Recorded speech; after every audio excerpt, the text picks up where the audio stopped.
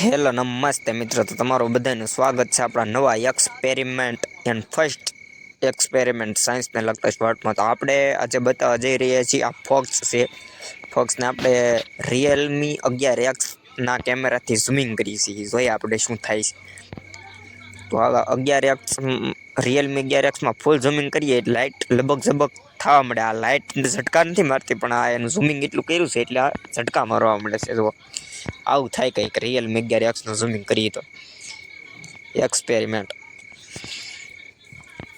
કેવું લાગ્યું તમને?